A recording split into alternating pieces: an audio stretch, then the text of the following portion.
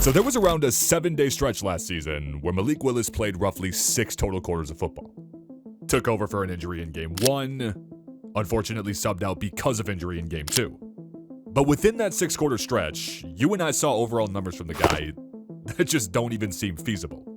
Some might say it's skill, others might say he stumbled into this kind of production. But the overlying question, is money like this worth it? Malik Willis has shown us that he has the ability to go win football games. Because of 35 passes a year ago that he threw. That's What exactly is there to take from such a small sample size like this? Is it actually too little to tell? Or does this contract have the potential to be a bargain? 3rd and 2. Bears rush 4. Willis floats one deep. He's got Dobbs. He's got it! Touchdown, Green Bay! And again, Malik Willis, terrific fundamentals. Feet are underneath them, totally balanced, and an absolutely perfect throw when his team needed it.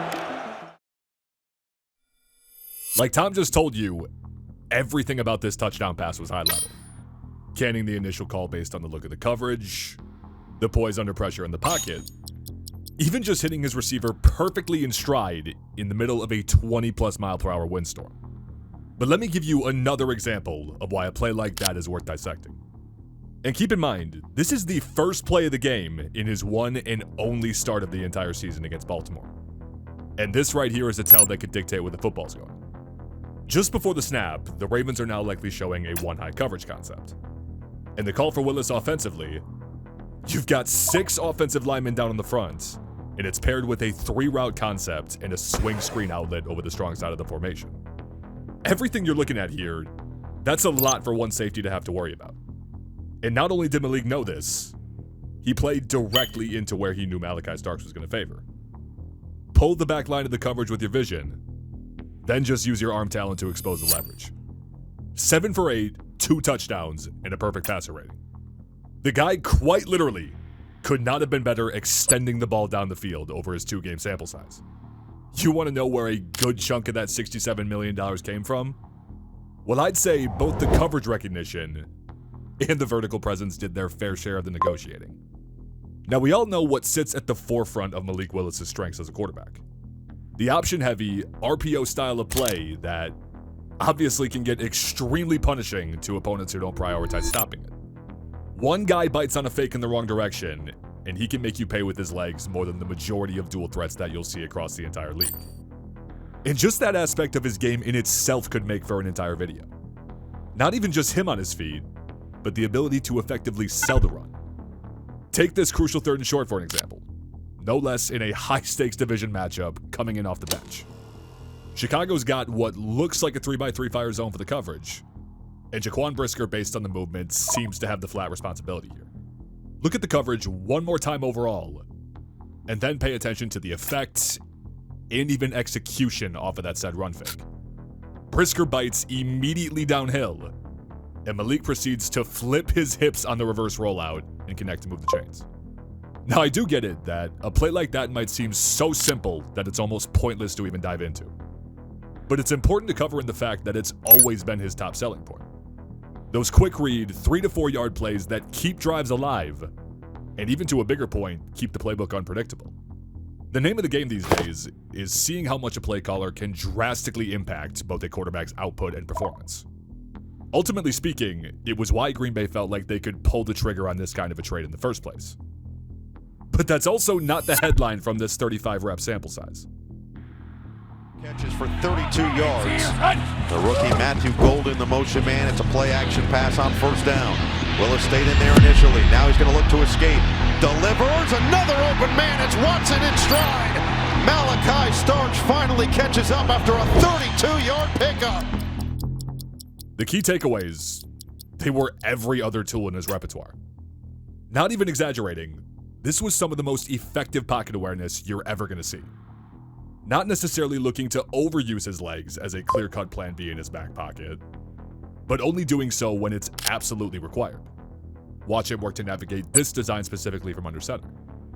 You've got a pair of verticals that's tied together with a cross, and it looks like it's up against some form of a cover 3 rotation from Chicago.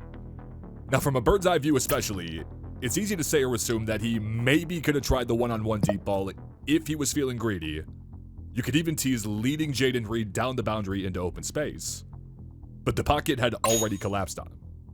Watch the ability to sense that pressure through the progression of the play call. His eyes are fully turned to the rush on the play action fake, gets to his drop, and just proceeds to climb up in the pocket for the reads downfield.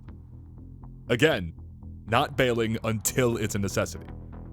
For a good amount of quarterbacks, that's a quick wrist throw or a 5-yard sack rather than a 9-yard pickup. I mean, the guy was already a top free agent target before the stretch we're covering today. If you watched him play at all prior, you already knew that. But do you want to know what's kind of ironic about these two games that we're diving into? It's that one way or another, they actually told two completely different stories. But before we get into that, we gotta go and give a shout out to today's sponsor and Underdog. Now, for any of you out there looking at busted brackets already this tournament, do not worry. You can still turn your bets into real money all tourney long with prediction markets on Underdog. Available right now in most states like Texas, California, and Florida. Head over to the Underdog app and put your bets to the test. With prediction markets, you can bet on spreads, money lines, and totals throughout the tournament, all in one place in real time. And new markets drop every single round, from the opening tip all the way to the final buzzer. So if you love college hoops and you think you know how each round's going to unfold, Underdog is where you make the bets. Download the Underdog app today and use promo code DIGEST to get started. Prediction markets on Underdog, available in your state.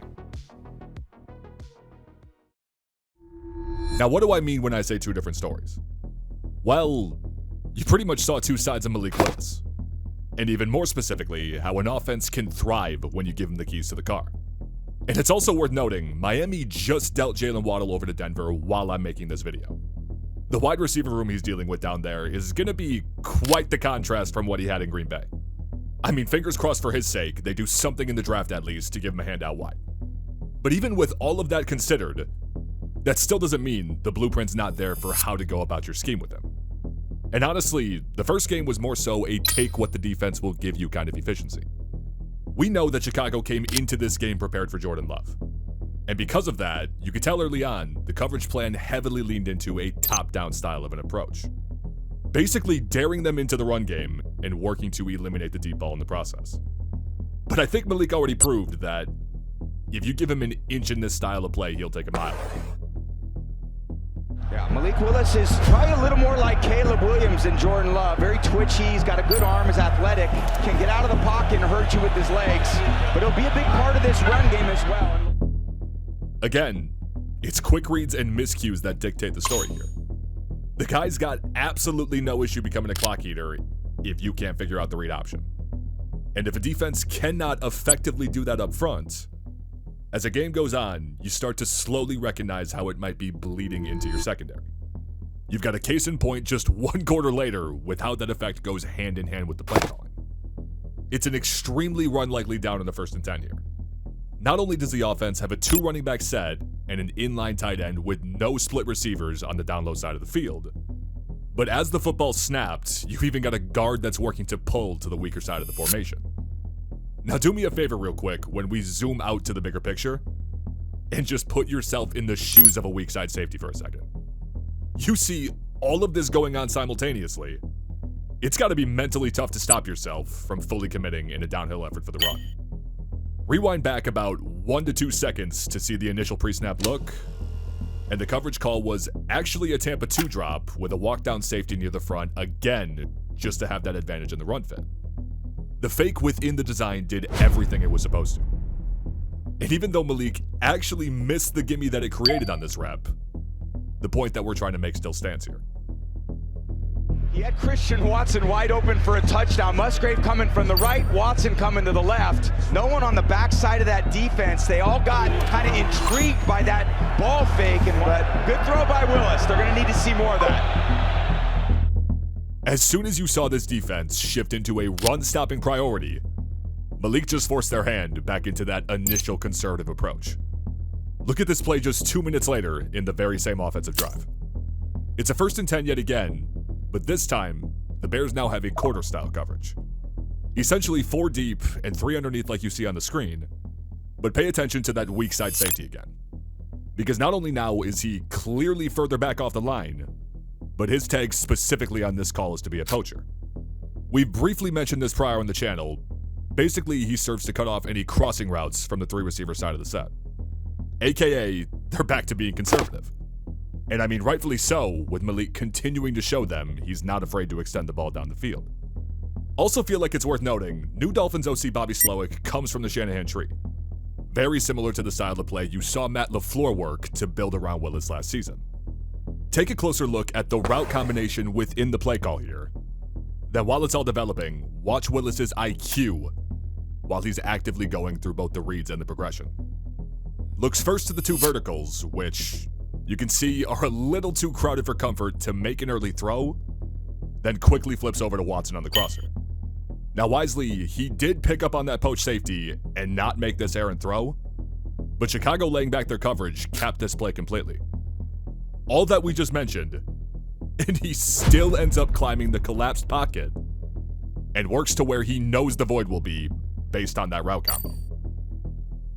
Yeah, LaFleur has this Dennis Allen defense just guessing out there. Willis scrambling, using the effectiveness of his legs in the open field. Has got this Bears defense on skates right now.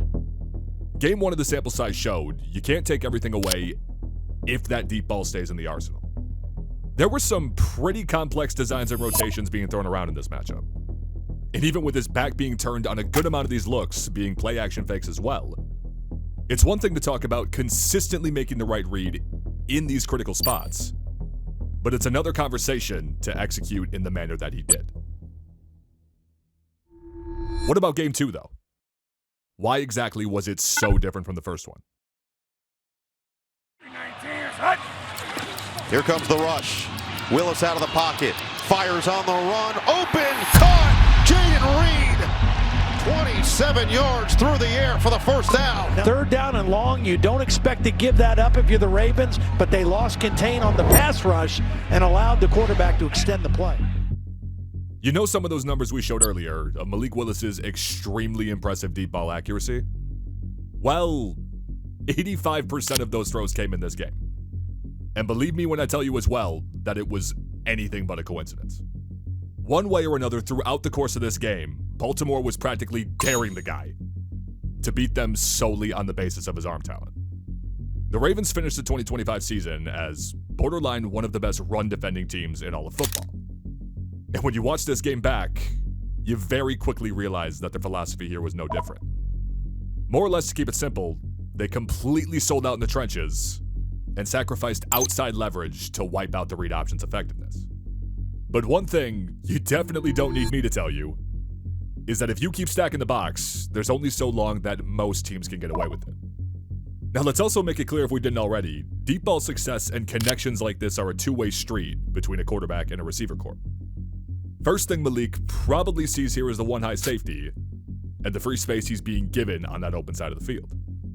The slot receiver on this rep's kind of on a low bender just over the football, and the split out wides on a slant and go route down the sideline. Now first thing Willis does is read the safety right off the drop, but watch what he proceeds to do shortly after to manipulate him.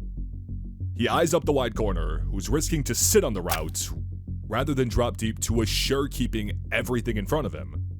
Then once again, he whips his head back over the ball to hold the safety in place. That subtle little trick gave him all the space he needed. It's going to be a little slant and go, and it freezes Wiggins and gets separation. Nice read by Willis, and the ball gets there before the safety can come over and help. Just for some context as well, most of you know that Green Bay lost both of these games. But this guy's also the only reason they weren't classified assault cases. Almost 300 yards through the air in 3.5 quarters, and even not to mention 75% of his team's total rushing yards. Now, I'm not trying to imply to you that he put up this performance on, say, the best defense in football, but the film at least tells you these numbers shouldn't be looked at as fraudulent. One counterpoint I could see you making to the success is the fact that he's not going to have skill sets like these out wide in Miami. Take a guy like Christian Watson for an example, who with his height and speed can constantly bait a secondary into panic sinks, but then be able to frequently break it off low for those easy access timing routes he fell back on. Again, it's hard to make any assumptions of how it's going to look in terms of the roster that he's currently set to join. Moral of the story, the sample size was small, but within that sample size, he showed you everything in the book. It also did so in damn near every other appearance over the course of the last 2 seasons. Was it an overpay? I don't think so. But that's also where I want to hear what you guys have to say about it. So please, let me know what you think in the comments. I appreciate y'all more than anything, and I'll see you in the next one.